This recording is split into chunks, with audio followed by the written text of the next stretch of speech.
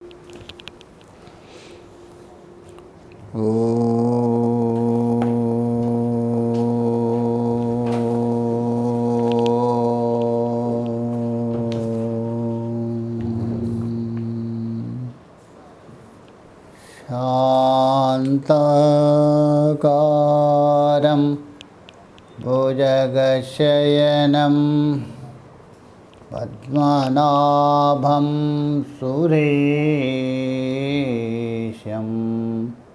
विश्वाधारं गगनसदृशं मेघवर्णं शुभांगं लक्ष्मीकान्तं कमलनयनं योगिभिर्ध्यानगम्यं वन्दे विष्णुं भवभयहरं सर्वलोकैकनाथं यं ब्रह्मा वरुणेन्द्ररुद्रमरुतः त्वन्वन्दे दिव्यैस्तवे वीरेशाङ्गपरक्रमोपनिषदये गायन्ति यं सामगा ध्यानावस्थिततद्गतेन मनसा पश्यन्ति यं योगिनो यशान्तं न विदो सुरासुरगणा देवाय तस्मै नमः देवाय तस्मै नमः। गुरोर्ब्रह्मा गुरोर्विष्णु गुरोर्देवो महेश्वरः गुरुः साक्षात् परं ब्रह्म तस्मै श्रीगुरवे नमः तस्मै श्रीगुरवे नमः। ॐ शान्ति शान्ति शान्तिः। हम लोग श्रीमद्भगवद्गीता के 18वें अध्याय को लेकर विचार कर रहे हैं। तो यहाँ तक विचार हुआ था ये जो संपूर्ण जो कर्म करने के लिए अधिकारी है मनुष्य है। मनुष्य ही कर्म कर सकते हैं और मनुष्य ही कर्म करते हुए अंतःकरण शुद्धि के द्वारा परम सिद्धि को प्राप्त कर सकते हैं। तो मनुष्य सभी एक होने पर भी उस परमात्मा के ही संतान होने पर भी उसके लिए एक व्यवस्था दे दिया। व्यवस्था अव्यवस्था फैलाने के लिए नहीं, व्यवस्था इसलिए दिया है ये संसार में रहते हुए संसार का कर्तव्य करते हुए अपना लक्ष्य की ओर जाइए, अपना अपना धर्म पालन करते। इसलिए ना आपस में राग द्वेष करने के लिए, ना आपस में एक दूसरे को नीचे दिखाने के लिए अथवा श्रेष्ठता दिखाने के लिए, कदापि नहीं। इसलिए यहाँ भगवान ने ब्राह्मण, क्षत्रिय, वैश्य और शूद्र ये चारों का जो अलग अलग कर्म है वो बता दिया। क्योंकि ब्राह्मण है यहाँ नहीं बताया, अन्यत्र भगवान के मुख से उत्पन्न है और उसका कर्म बता दिया। क्षत्रिय का बता दिया, वैश्य का बता दिया, और यहाँ तीनों को द्विज कहा दिया। क्योंकि पुराण में भी आया है जात्या कुलेन वृत्तेन स्वाध्यायेन श्रुतेन च एभिर्युक्तो हि यस्तिष्ठेत् नित्यं सा द्विज उच्यते। उसको नित्य द्विज कहा दिया। एक तो संस्कार से, यज्ञोपवीत से, मुंजी बंधन से जो दूसरा जन्म होता है, इसलिए द्विज कहा दिया।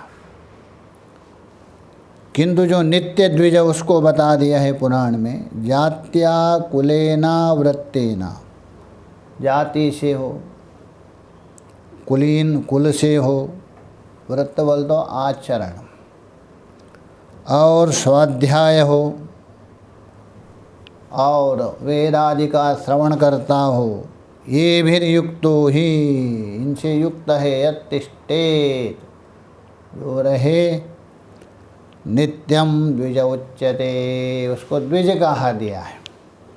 वास्तव में द्विज वो माना दिया।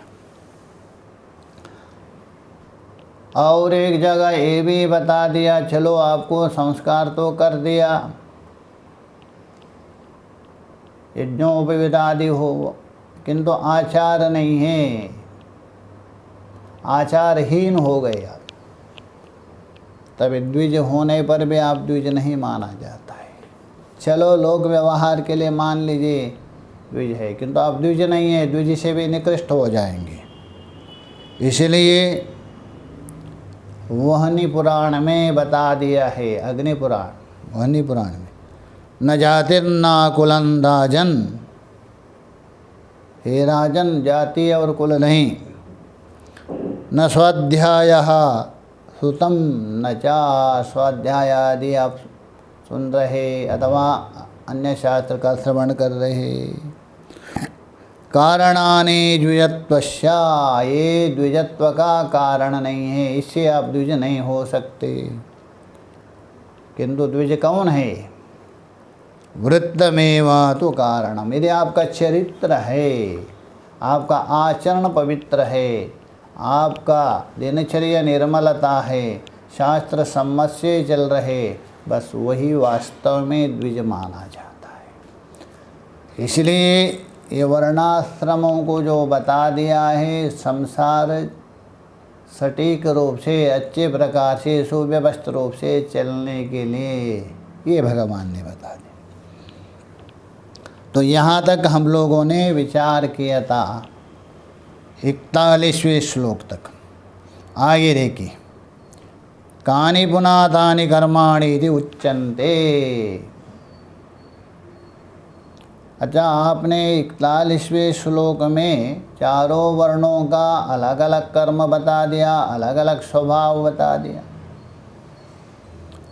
वे जो कर्म है, वे जो स्वभाव है, कौन है?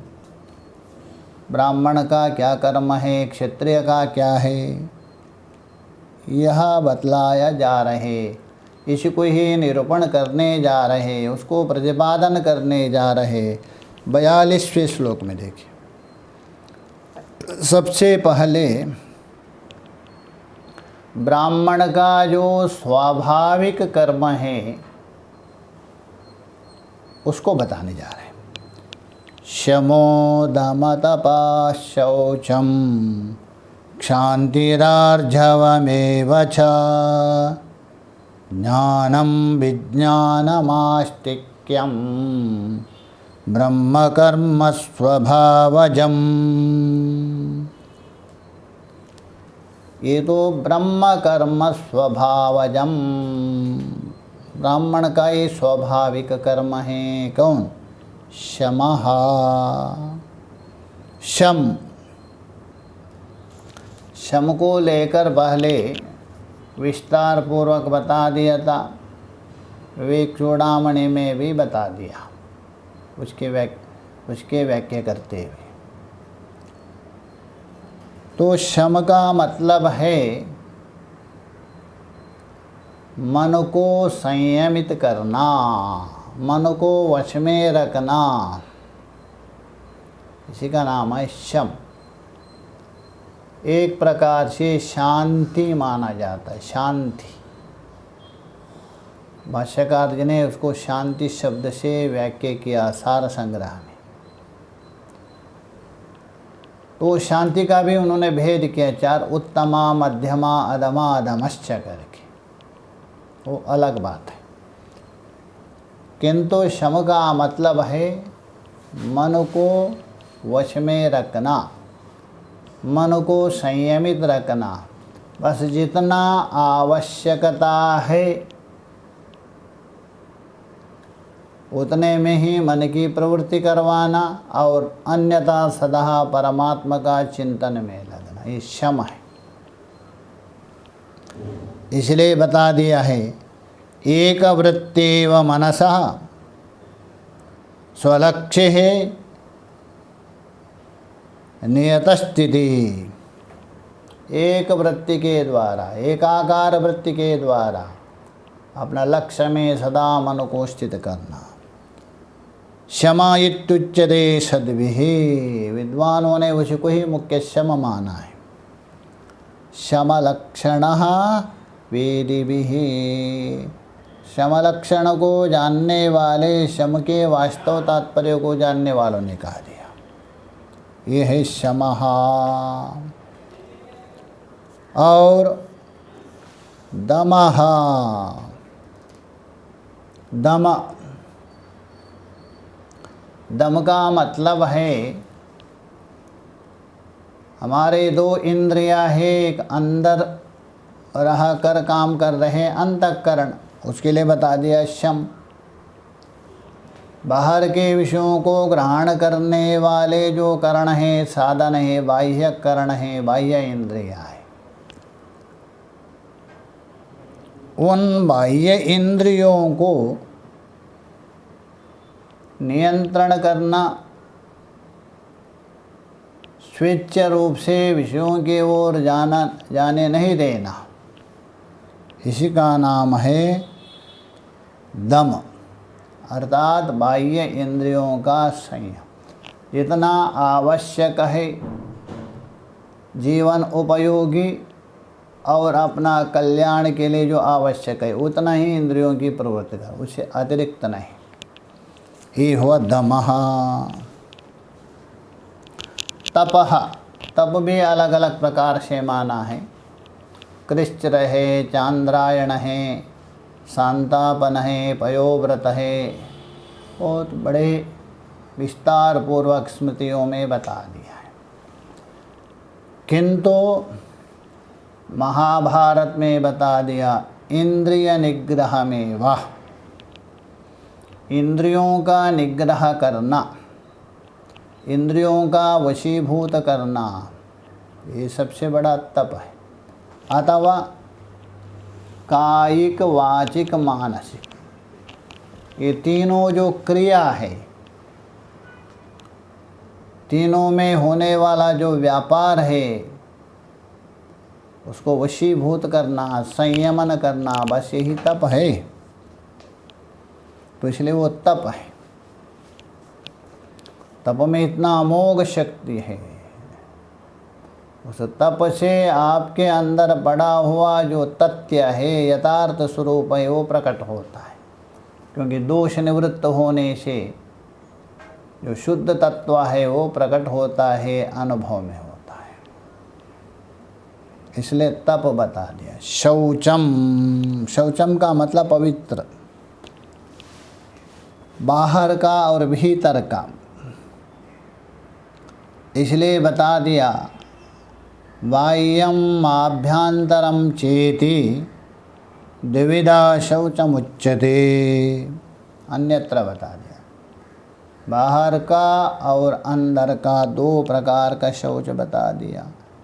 मृज्जलाभ्याम कृतम शौचम, ये प्रतिदिन करते हैं हम लोग, मिट्टी और जल से। महाराज आजकल मिट्टी प्रयोग नहीं कर सकते।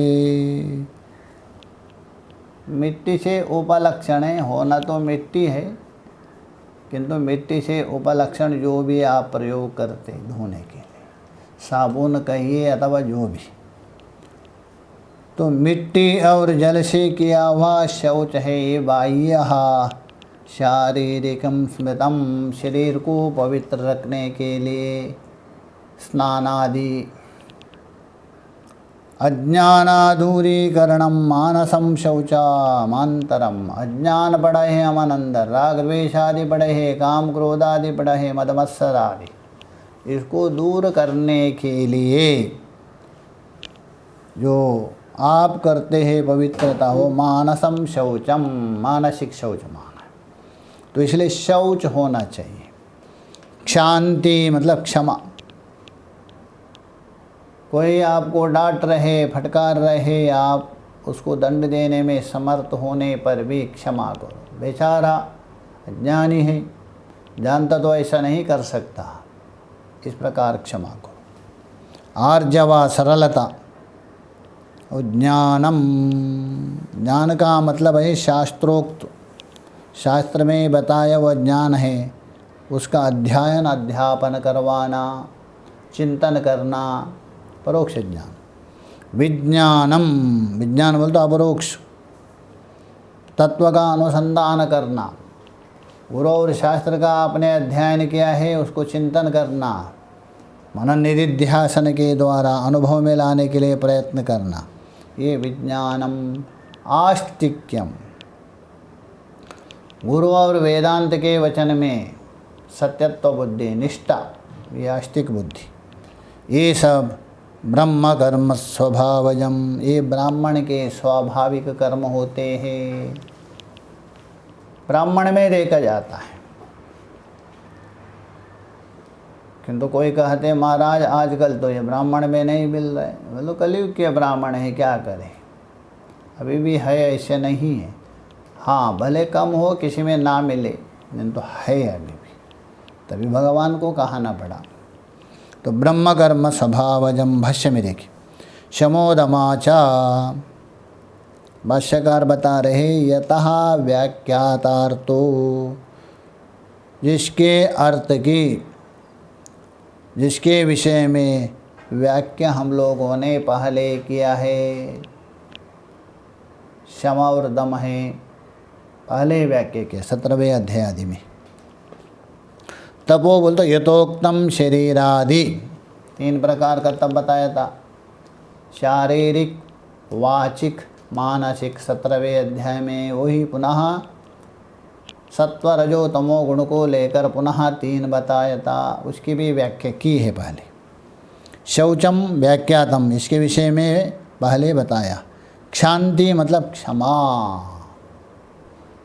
दंड देने में, शासन करने में भी आप समर्थ हैं,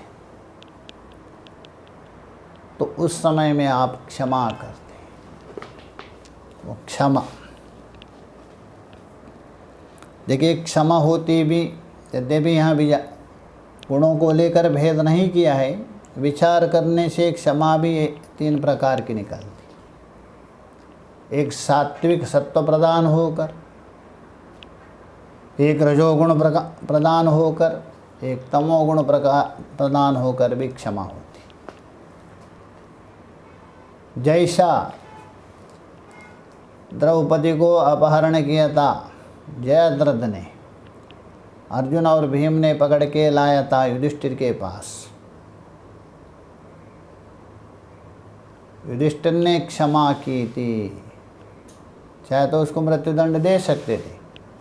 एक क्षमा है विचार पूर्वक, सत्व प्रदान होकर, इसलिए एक सात्विक मान सकते। वही द्रौपदी को कीचक ने भरी हुई सभा में खींच करके ले गए, वहाँ राजा विराट और युधिष्ठिर कंक बन के बैठे थे सभा में। राजा विराट राजा भी थे, शासन कर रहे थे, किंतु कीचक का ये कृत्य को देखकर भी कुछ बोल नहीं सके। क्षमा किया क्या नहीं? क्यों? राजा होते हुए दंड दे सकते, किंतु क्षमा क्यों किया? क्षमा इसलिए किया भय के कारण, क्योंकि राजा मात्रतः विराट, किंतु कीचक इतना बलवान था, वही सब राज्य का रक्षा करता था, इसलिए कीचक को बोल नहीं सके राजा होने पर भी भय के कारण। ये भय है रजोगुण का कार्य, इसलिए राजसिक क्षमा हो गई। शासन होने पर भी, अधिकार होने पर भी दंड नहीं दे सका, क्षमा एक प्रकार की क्षमा ही मान दी राजसिक। और वहाँ देखिए भरी हुई सभा में द्रौपदी की चीर अपहरण हो रहे, सिंहासन में बैठे हैं धृतराष्ट्र, उसे प्रार्थना कर रहे द्रौपदी। राजा थे, चाहे तो दुशासन और दुर्योधन को दंड दे सकते थे, पूरा अधिकार था धृतराष्ट्र के पास, किंतु मोह के कारण कुछ बोल नहीं पड़े, क्षमा किया पुत्र। ये है तामसिक है, मोह है तमोगुण का कार्य, इसलिए क्षमा। हाँ, क्षमा मतलब सात्विक होना चाहिए, राजसिक तामसिक नहीं। शांति, आर्जवम सरलता, ऋजुता, एवं च इसी प्रकार ज्ञानम विज्ञानम, ज्ञान और विज्ञान का व्याख्या तो किया है पहले मूल में, भाष्यकार नहीं कर, मतलब आत्म विषय शास्त्र का अध्ययन अध्यापन करना, ये ज्ञान है, परोक्ष ज्ञान। विज्ञान का मतलब है उसी तत्व का अनुसंधान करना, आत्म तत्व का खोज करना, अथवा परमात्मा को प्राप्त करने के लिए दृढ़ प्रयत्न करना, ये विज्ञान है। आस्तिक्यम, अस्ति भावा, बस श्रद्धाधानतः, अतः श्रद्धापूर्वक गुरु और शास्त्र बता रहे उसको श्रद्धापूर्वक स्वीकार करना। आगमार्तेषु, जो आगम, आगम का मतलब यहाँ शास्त्र लेना, वेद। अन्यथा आगम और निगम में भेद किए थोड़ा। नितराम, निरंतर जो गुरु शिष्य परंपरा से अविच्छिन्न रूपेण जो चल रहे वो निगम है, वेद। आगम कहते हैं आगम शास्त्र। भगवान शिव जी ने पार्वती को जो उपदेश किया 64 आगम मानते। आगतम पंचवक्त्रात्तु गतम गिरिजानने मतम वासुदेवंच तस्माद् आगममुच्यते, ये आगम कहा। भगवान के 5 मुखों से निकल गया। और गिरिजान ने बोल तो गिरिजा ने, पार्वती ने सुना भगवान वासुदेव का जिसका सम्मति है, तस्माद् आगम, आगम 3 अक्षर को लेके विचारकों ने ये विचार किया। तो इसलिए यहाँ जो आगम शास्त्र मतलब वेद शास्त्र है,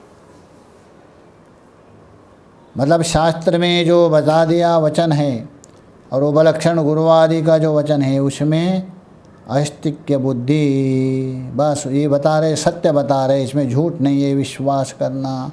ये जो ब्रह्म कर्म, ब्राह्मण जाते कर्म, ब्राह्मण जाति का कर्म है ब्रह्म कर्म, स्वभावजम, ये स्वाभाविक है।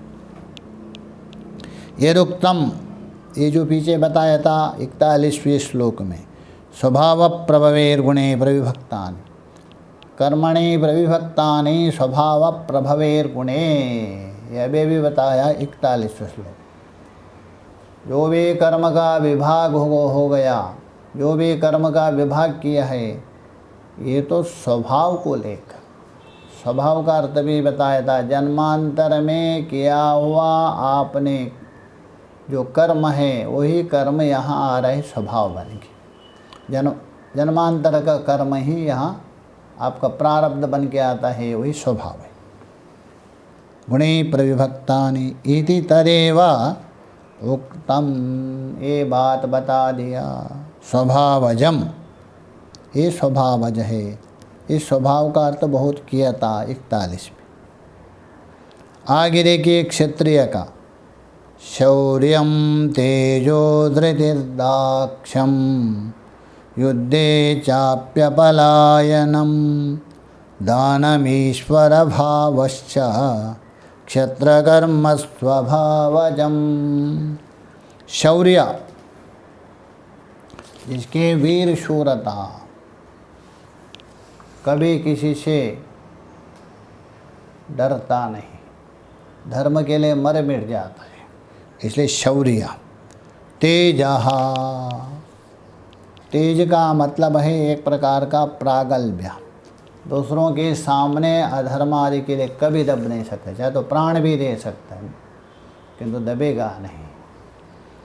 तेज। और धृति, धारण करना, धैर्य, किसी अवस्था में घबराता नहीं। और धृतिर्दाक्ष, चतुरता, निपुण, किस समय में कैसा निर्णय लेना है परिस्थिति को लेकर वैसा ही डालना सामर्थ्य है, दाक्ष, दक्षता, चतुराई। युद्धे चापि अपलायनम, युद्ध में कभी पलायन नहीं करता है, किसी को पीठ नहीं दिखा सकते, चाहे तो युद्ध करते करते मर जाएंगे किंतु हटेंगे नहीं। एक क्षत्रिय का विशेष धर्म है। महाभारत में आता है एक प्रकरण, विदुला नाम की स्त्री थी, उसका एक पुत्र था, छोटा सा राजा था, पति मर गया था, पुत्र ही राजा बन गया था। बड़ा नहीं था, छोटा था, एक ही पुत्र था। उसके ऊपर सिंधु राजा ने आक्रमण किया, बहुत विशाल सेना थी, बहुत पराक्रम था। और उस सेना को देखकर एक घबरा गया, इतनी विशाल सेना है, जैसा उत्तर कुमार दुर्योधन आदि की सेना को देखकर रथ से उठ के भाग गए थे, अर्जुन ने पकड़ के लाया था। ऐसे ये भी घबरा गया उन सेना को देख, अरे इनसे लड़ेंगे तो मैं जीतेंगा नहीं, मैं मर जाऊँ, क्योंकि माता को एक ही पुत्र है, इसलिए वापस आ गए। आके कह दिया, माँ मैं वापस आया हूँ, क्योंकि इतनी विशाल सेना है उनकी, इतनी विशाल सेना है, मैं लड़ नहीं सकता हूँ, और यदि युद्ध करेंगे तो भी मैं मर जाना निश्चय था, इसलिए मैं वापस आ गया, क्योंकि आपके लिए और कोई पुत्र नहीं, अकेला हो, इसलिए आया। उन्होंने सोचा माताजी बहुत प्रसन्न होगी, किंतु हुआ तो उल्टा। उस विदुला ने उनको इतना फटकार दिया, इतना फटकार दिया, अरे तुम क्षत्रिय नहीं हो, तुम गीदड़ हो। मैंने सोचा था मेरे कोख में, मेरे पेट में एक ऐसा वीर क्षत्रिय का जन्म हुआ है, वो कभी भी दौड़ के वापस नहीं आएंगे, युद्ध में चाहे तो युद्ध करते करते मर भी सकता है, किंतु क्या हुआ, हे भगवान ये क्षत्रिय नहीं है, कायर है, ऐसा पुत्र को मैंने जन्म दिया, उसके अपेक्षा जन्म ही ना देता तो अच्छा था। यदि युद्ध करते करते यदि युद्ध क्षेत्र में प्राण भी यदि त्याग दिया तभी मैं कह सकते मेरा पुत्र युद्ध करते हुए मरा, इस प्रकार बोलते। ये बात सुनते हुए उसके मन में बहुत खेद होता, अरे माताजी प्रसन्न होगी बोल के मैं आया था, किंतु माताजी उल्टा तो रुष्ट हो गई। तभी इनके मन में निश्चय होता, चाहे तो मैं युद्ध में मरूं या जीतूं, दोनों में एक करके आना है मुझे। तो उसके बाद पूरे आवेश के द्वारा पूरे ताकत लगा करके जाता है, ऐसा युद्ध करता है, क्योंकि एक ही है, या तो जीतना या तो मरना, और कोई दूसरा ही विकल्प नहीं। तो इससे सिद्ध होता है मनुष्य जहाँ भी अपनी सारी शक्ति एकत्रित यदि करे वो किसी को भी परास्त कर सकता है, किसी को भी हरा सकता है। अभी उसके सामने दो ही था, या जीतना या मरना। ऐसा युद्ध किया, ऐसा युद्ध किया भयंकर, और सारे जो सिंधु सेना थी उसको भगा दिया, वापस आ गया, आके कहा माँ मैं उस सेना को भगा दिया, जीत गया मैं। तभी इतने प्रसन्न होते, आप तो मेरा पुत्र है, आ जाओ मेरा गले लगाओ, मैंने आपको जो दूध पिलाया था वो सार्थक किया। यही कहते यही क्षत्रिय में विशेषता। यही लेबर युद्धे चापि अपलायनम, कभी दौड़ेगा नहीं, भागेगा नहीं। और दानम, दान देने में अग्रसर है वो, कभी नहीं पीछे हटते हैं।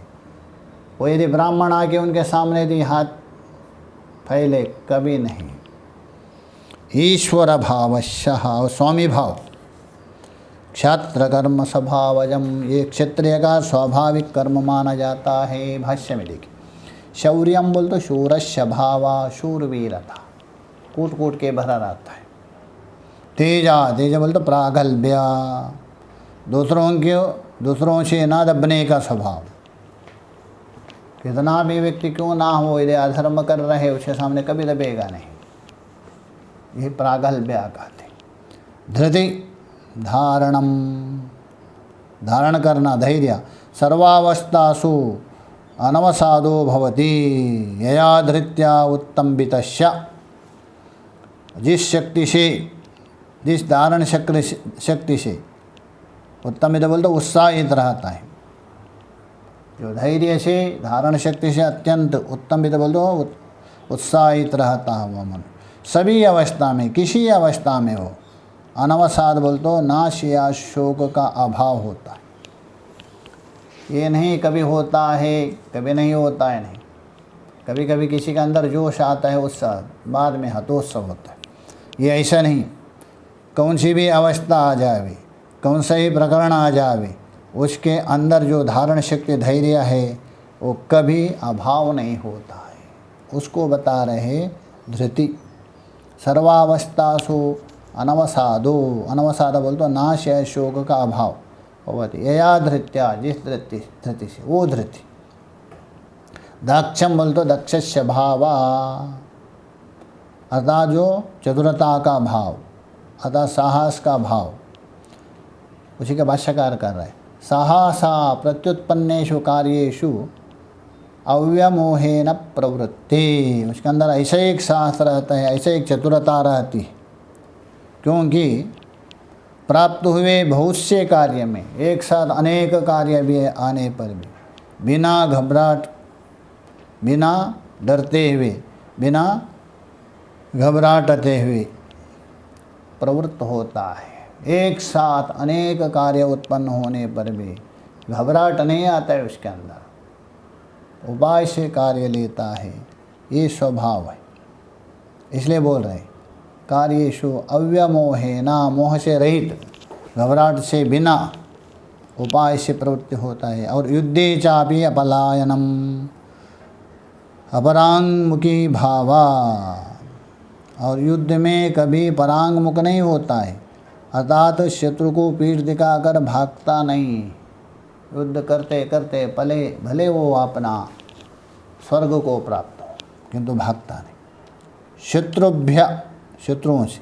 दानम, देयेषु मुक्तहस्त, देने में मुक्तहस्त, खुला हुआ हाथ, उठा हुआ हाथ, कोई भी मांगे उनके लिए। ईश्वर भावाचा, ईश्वरस्य भावा, ईश्वर का भाव यानी प्रभु शक्ति प्रकटीकरणम ईशितव्यान प्रति, जिसका शासन करना, उनके प्रति प्रभुत्व प्रकट करना, शासन दंड देना, जहाँ गलत कर रहे उसके लिए शीघ्र दंड देना, जो दंड नहीं है, अपराध नहीं है, उसको वैसे ही उसको सम्मान देना।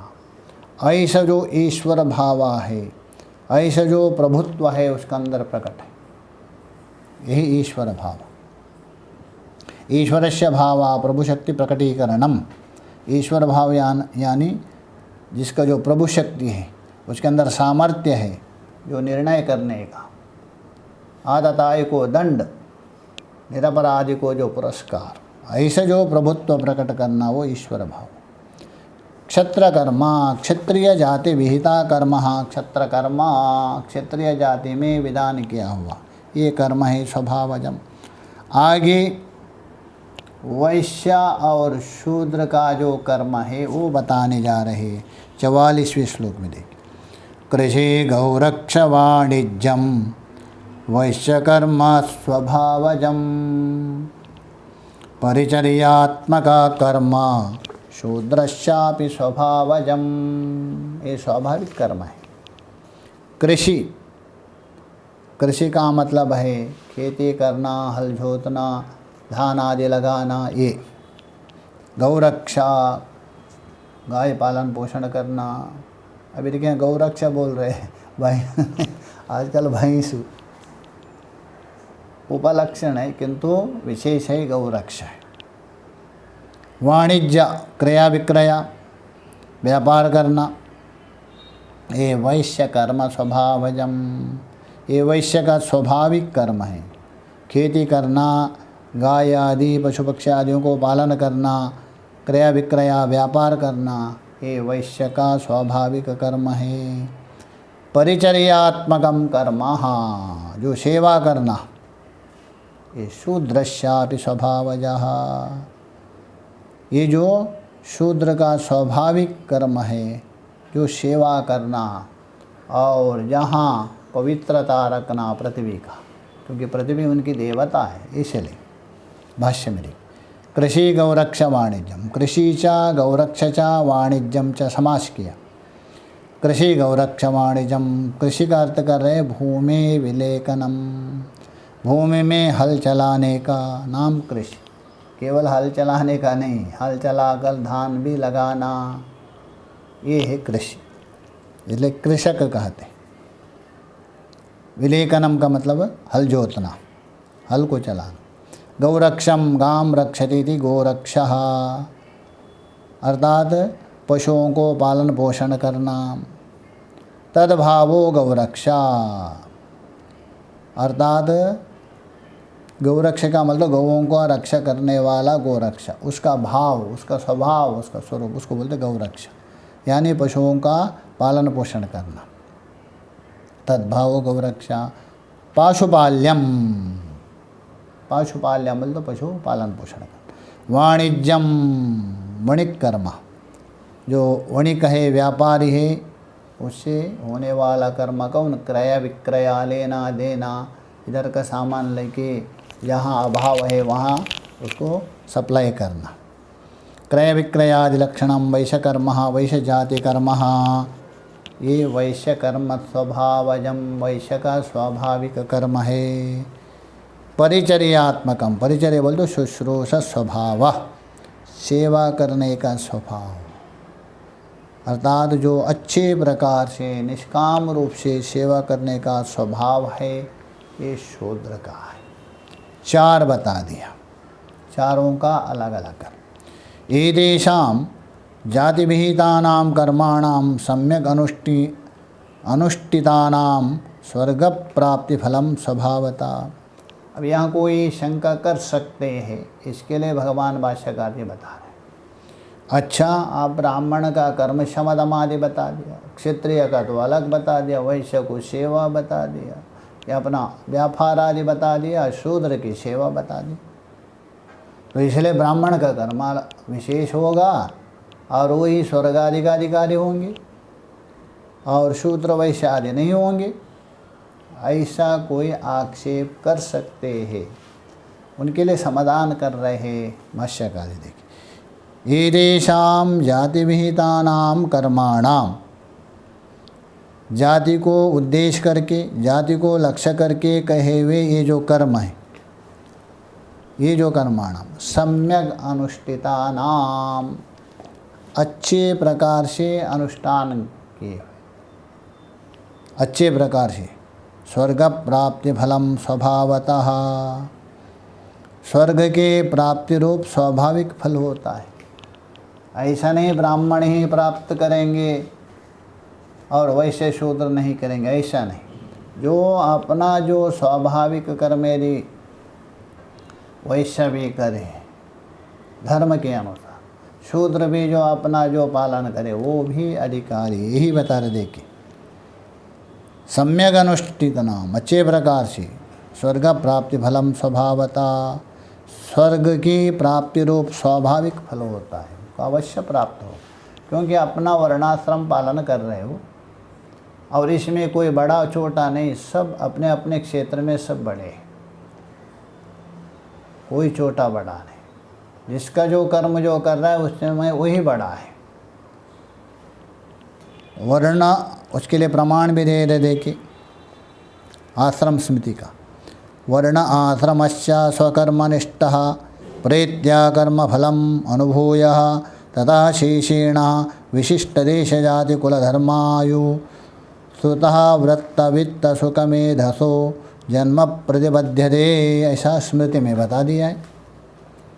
वर्ण आश्रमाश्च अपने स्वकर्मनिष्ठः, स्वकर्मनिष्ठा मतलब अपने कर्मों में तत्परता, अपना जो जो वर्णाश्रम के अनुसार मिला हुआ कर्म है उसमें तत्परता।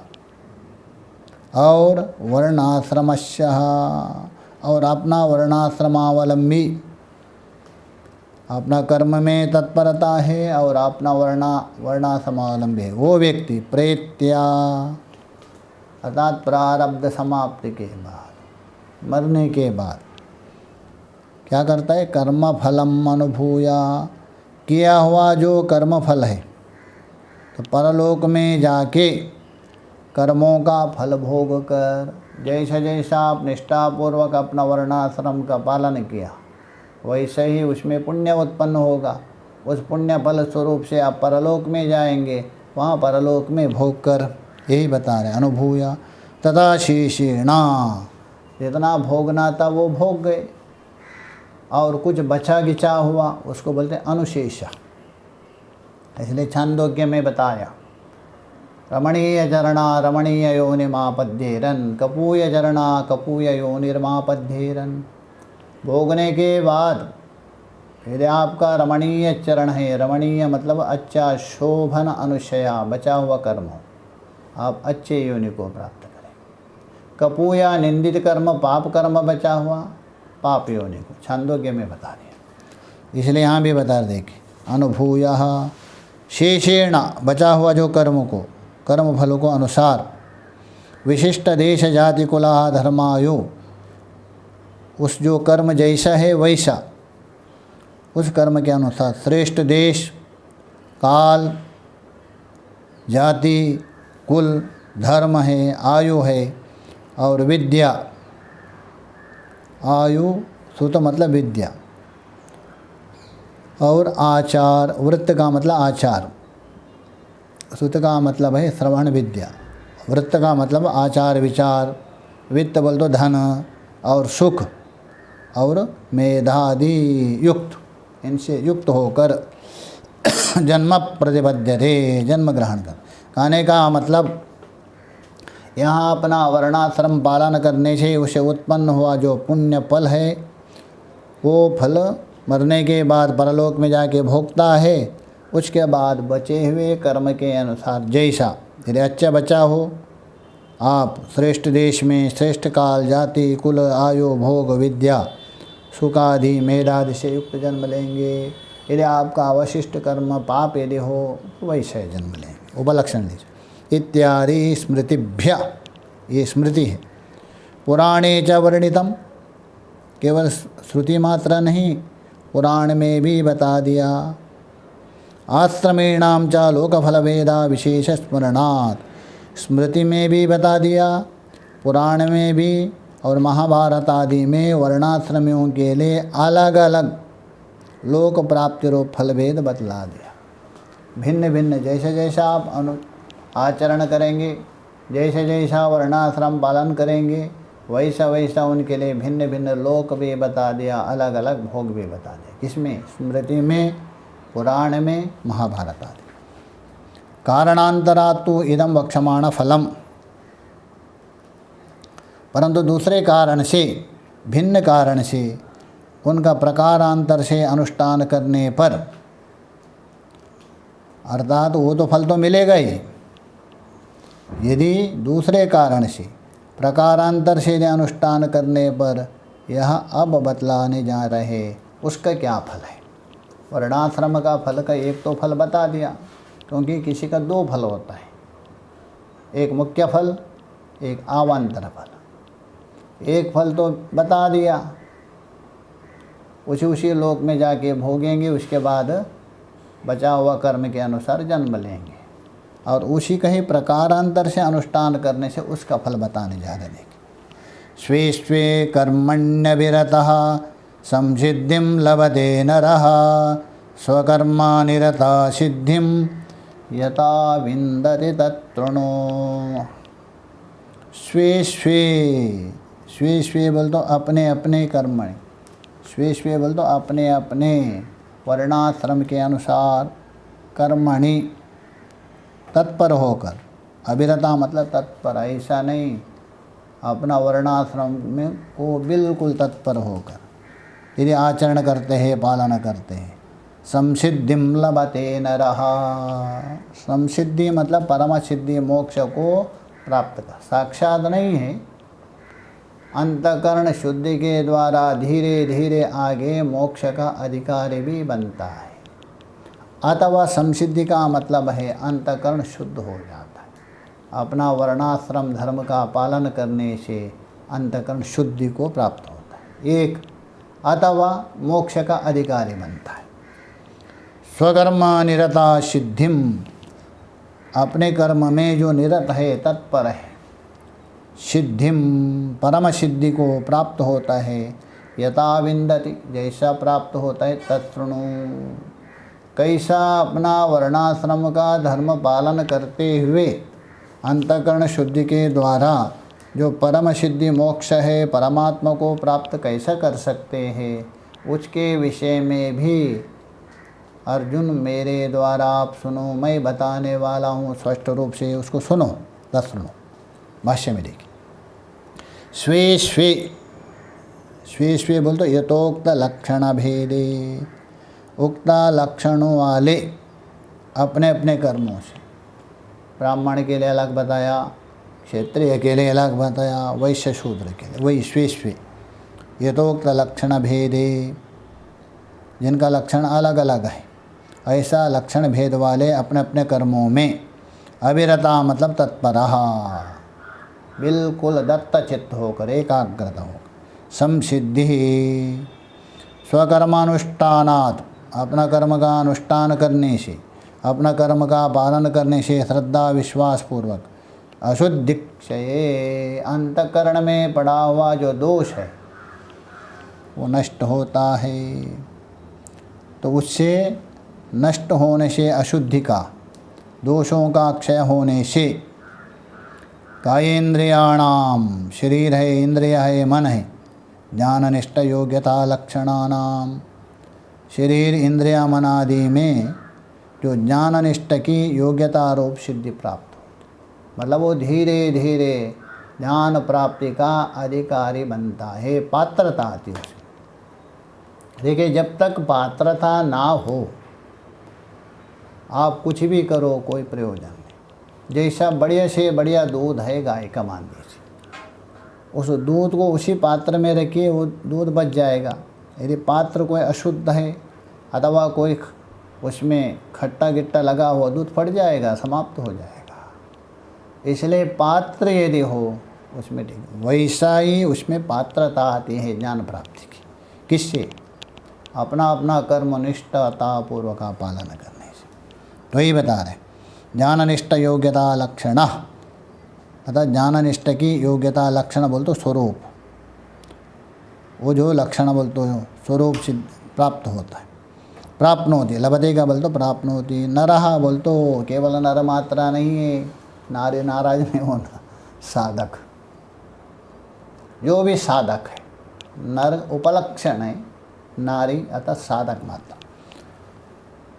अधिकृत पुरुष, भाष्यकार इसलिए स्पष्ट कह रहे, नर मात्रा नहीं, जो अधिकृत पुरुष है वो अधिकारी है, कर्मों का अनुष्ठान करने में जो अधिकारी है, अधिकृत पुरुष है वो। किम स्वकर्मानुष्ठानता एव साक्षात संसिद्धि। बीच में प्रश्न कर रहे, क्या अपने कर्मों के, अपने वर्णाश्रम धर्म के अनुसार पालन किया हुआ कर्मों का अनुष्ठान करने से ही साक्षात संसिद्धि मिल जाती है, साक्षात मोक्ष मिल जाता है, साक्षात आत्मानुभव होता है? भाष्यकार कह रहा है ना, ऐसा नहीं है। ऐसे ही तो आपका ज्ञान बेकार हो जाएगा, ज्ञान को उठा के फेंकना पड़ेगा। ज्ञानादेव कैवल्यम तते ज्ञानाद मुक्ति न विद्यते अयनायः, सारे उपनिषद बता रहे। ज्ञानाग्नि सर्वकर्माणि स्मृति बता रहे, व्यर्थ हो जाएगा। इसलिए न कथम तर्हि स्वकर्मः निरतः सिद्धिं यतः येन प्रकारेण विन्दते तत्शृणु। क्योंकि अपने कर्मों का अनुष्ठान करने मात्र से ही मोक्ष रूप सिद्धि नहीं मिल सकती। तो किस तरह मिलती है? अपने कर्मों में तत्पर हुआ मनुष्य, लगा हुआ मनुष्य, जिस प्रकार से वो सिद्धि को प्राप्त करता है, मोक्ष को प्राप्त करता है, उस विषय में तुम सुनो, ये बताने जा रहा हूँ। कहने का मतलब ये है, अपना अपना वर्णाश्रम धर्म पालन पोषण करने से सिद्धि तो मिलेगी, किंतु साक्षात नहीं। धीरे धीरे क्रम से पहले अंतःकरण शुद्ध होगा, अंतःकरण शुद्धि के बाद धीरे धीरे आपके अंदर विषयों के प्रति वैरस्य भाव आ जाएगा, तो आप संन्यास में प्रवृत्त होगा सर्वकर्म। उसके बाद ज्ञान में प्रवृत्त हो जाएंगे, उसके बाद ज्ञान निष्ठता के बाद आप सिद्धि को प्राप्त। एक क्रम है, साक्षात नहीं है, परंपरा है। इसको बताएंगे, बता रहे हैं, इसको लेके आगे विचार। ओम पूर्णमदः पूर्णमिदं पूर्णात् पूर्णमुदच्यते पूर्णस्य पूर्णमादाय पूर्णमेवावशिष्यते। ओम शांति शांति शांति। शंकरं शंकराचार्यं केशवं बादरायणं सूत्रभाष्य कृतो वन्दे भगवन्तौ पुनः पुनः। ईश्वरो गुरुरात्मेति मूर्तिभेदविभागिने व्योमवद्व्याप्तदेहाय दक्षिणामूर्तये नमः। ओम शांति शांति शांति।